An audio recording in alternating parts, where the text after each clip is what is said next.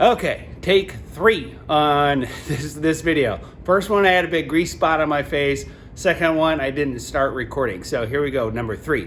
Last time I left off, I was gonna install the finger throttle, so I got that done. I'll show that really quick here. It turned out really nice. It's good and smooth. It's a little bit on the stiff side, but there's no play in it at all. So I'm kind of digging that. I think it's actually probably the best throttle that I've had so far. One thing I'll add on, when you're taking apart a donor, see if you can keep everything, all the little through hole fittings, your throttle cables, your their steering ends and all that stuff. You may not use them, but stockpile it just in case. And my example of that is this tiny little part right here was actually the through hole fitting off the Yamaha. It was one of the water discharge outlet through holes. And you can see it would fit perfect. The throttle cable fit right through it. I'm able to take the rubber grommet off of the throttle cable kit, and it's also sealed with a rubber washer there. So it's sealed there, no water's gonna get in there. And then this thing is sealed up here, so it ain't gonna get any water inside of that throttle cable, which is gonna eventually bind up and start to cause you problems. So that was pretty slick. What else did I get done? Little things. I don't even know what these things are called, but I use a bow line. Usually just comes up over the windshield, and that's just a quick way to lock that into position. Little quick thing off of Amazon that I got. I got the floorboards trimmed and fit much better, and then also that is the steering cable over there. I thought I was going to have to drill a hole in the main longitudinal to extend that outboard, but I got away with not having to do that by coming, oh man, I got these seats back here, by coming back here in the engine bay, and as it comes in through here, I routed it over. So there's that longitudinal, I routed it over and then up and under the midship bulkhead, and so then it pops out on this side. And then all I had to do to get it to come out is to take a little notch in the floorboard. So the floorboards are in and they're drying. It's drying right now. I'm water sealing those things up so they're nice and waterproof. I'm going to put some C-deck on there. I've been chopping and chopping and chopping. That's a full 48-inch wide sheet of plywood. The width end of it, and I can't find 47 inches is the widest C-deck foam that I can find. So I'm gonna buy that. I'm gonna trim that down just a little bit more, and but that stuff is expensive. It's about $110 for a 47 by 86 sheet of C-deck foam, and it's just generic black. It is the C-deck brand, but it's just the black diamonds that I wanted to use on this floorboard. So that plywood over there is gonna be water sealed, and then have the C-deck foam on there. Seats, got those done today. I just used a couple I-beams that I had left over from a trailer project that I have out there.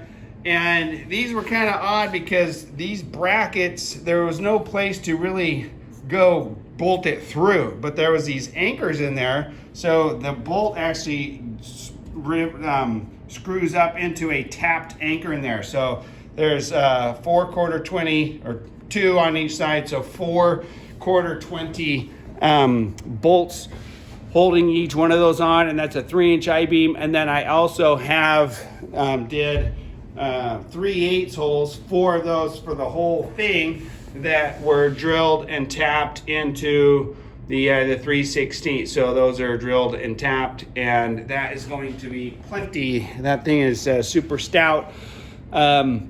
Because this is the 3.3 kit, not the Skookum.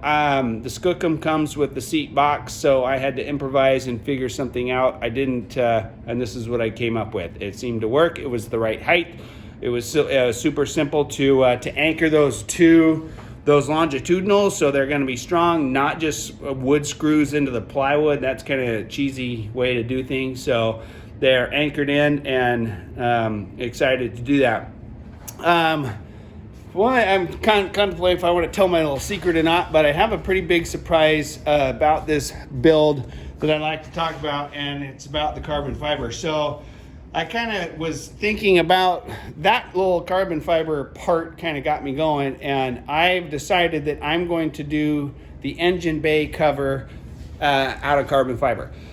It's going to be multiple layers on both sides of a foam core, so you get a lot of strength from that. So sandwiched foam core, and it's going to be vacuumed sealed, and it's going to be strong. Probably drive a truck across the engine bay on this thing.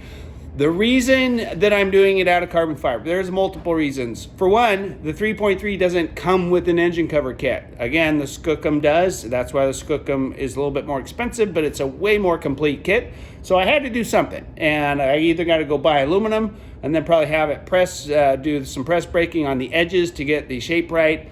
And I'm like, well, I'm going to do something a little bit different on this one. And I love doing carbon fiber. I do quite a bit of it on my boat parts. I don't do any complex shapes, but I do kind of flat sheets and or very simple shapes. So because this is a Honda, what are Hondas known for? They're known to be super quiet. So I'm going to make this as quiet as I can get. And it's going to be called the Stealth 3.3. Made that up myself. So how I'm going to do that is, instead of the engine cover just sitting in here like most of the aluminum ones do, and then there you have a gap, a reveal in there. Well, all that noise is escaping out of those things as water also comes in if you're plunging through whitewater. So what I'm going to do, what you normally you put a lip on there for the cover to sit on the aluminum one. I'm still going to do that. So the carbon fiber foam core is going to sit flush just like this. But then I'm also going to take and overlap just the fiber part of it, the foam will be here, but there's going to be a lip, about 1 inch lip all the way around. And so it's going to sit flat on there. And so it's going to totally seal this whole upper part. I won't be able to do that on the back because it's going to need to hinge. But I'm super excited about this concept. I'm really excited to see how quiet this boat is. I think that is going to help. And also with that foam core, it's foam. So it's not going to resonate noise like aluminum lid will. I don't care how much that little foam or sound deadening stuff. It's a carbon fiber with a 5-pound foam in it. So I think it's going to be pretty quiet and deaden that sound. Anyway, that's enough about the build. I'm leaving on a couple day trip tomorrow, going to Philadelphia. I won't be back here till Sunday, and hopefully get this boat fired up on Monday. So that's the end of the boat. One real quick thing, I just changed the oil in my truck, and I'd like to get everybody's take on this. I've got a 2008 Chevy Duramax 2500 diesel, and I run really good AMSOIL diesel oil in it, heavy duty diesel oil in it. I want to know, and I'm not going to tell everybody what I do, but I want to know, all you guys and gals that drive diesels, how many miles do you go in between oil changes if you're running good oil? I'm going to leave it at that. Leave your comments, leave your answer in the comments below. I'm really curious to see what everybody's doing. I've heard anywhere from 5,000 miles to 20,000 miles. So I want to hear what everybody's thoughts are on that.